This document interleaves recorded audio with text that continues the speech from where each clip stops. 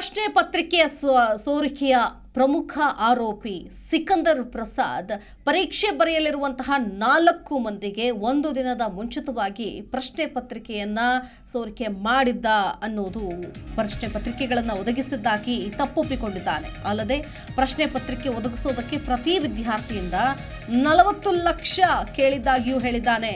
ಯದುವೆಂದು ನೀಡಿರುವ ತಪ್ಪೊಪ್ಪಿಗೆ ಹೇಳಿಕೆಯಲ್ಲಿ ಪ್ರತಿಷ್ಠಿತ ಪ್ರಶ್ನೆ ಪತ್ರಿಕೆಗಳ ಸೋರಿಕೆಯಿಂದ ಕುಖ್ಯಾತಿ ಗಳಿಸಿರುವ ನಿತೀಶ್ ಕುಮಾರ್ ಮತ್ತು ಅಮಿತ್ ಆನಂದ್ ಜೊತೆ ತಾನು ಹೊಂದಿರುವ ಸಂಪರ್ಕದ ಬಗ್ಗೆಯೂ ಮಾಹಿತಿ ಇದೆ ಎಂದು ಬಿಹಾರ ಪೊಲೀಸ್ ಇಲಾಖೆಯ ಆರ್ಥಿಕ ಅಪರಾಧಗಳ ಘಟಕದ ಮೂಲಗಳು ಹೇಳಿವೆ.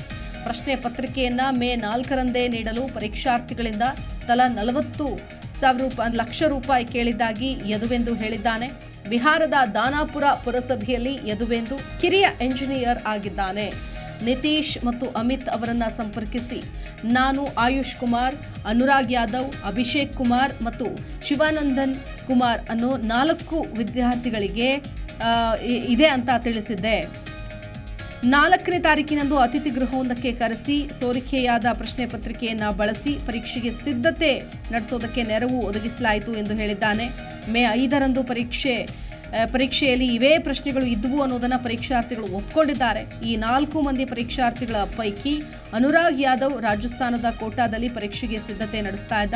ಅನುರಾಗ್ ಯಾದವ್ ತನ್ನ ತಪ್ಪೊಪ್ಪಿಗೆಯಲ್ಲಿ ಹೇಳಿಕೆಯಲ್ಲಿ ನನ್ನ ಮಾವ ಸಿಕಂದರ್ ಪ್ರಸಾದ್ ಯದುವೆಂದು ನಾನು ಕೋಟಾದಲ್ಲಿ ಇದ್ದಾಗ ನನ್ನ ಜೊತೆ ಮಾತನಾಡಿದ್ರು.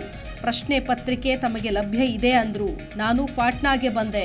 ಮಾವ ನನ್ನನ್ನು ಅಮಿತ್ ಮತ್ತು ನಿತೀಶ್ ಅವರಿಗೆ ಪರಿಚಯಿಸಿದ್ರು. ಅವರು ನನಗೆ ಪ್ರಶ್ನೆ ಪತ್ರಿಕೆ ಹಾಗೂ ಮಾದರಿ ಉತ್ತರ ಒದಗಿಸಿದರು. ಅವರು ಒದಗಿಸಿದ್ದ ಪ್ರಶ್ನೆಗಳೇ ಮೇ 5ರಂದು ಪರೀಕ್ಷೆಯಲ್ಲೂ ಇದ್ದವು ಎಂದು ತಿಳಿಸಿದ್ದಾನೆ.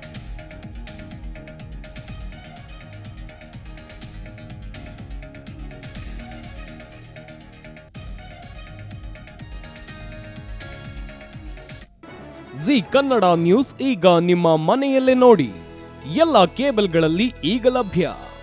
ಸನ್ Direct 292, Jio TV 1334, U Digital 162, City Cable 51, GTPL 17, Abhishek Cables 821, Rock Line Telecommunication 51, Shri Basaveshwara number 60, Vinayaka Digital number 53, In Digital number 896ರಲ್ಲಿ.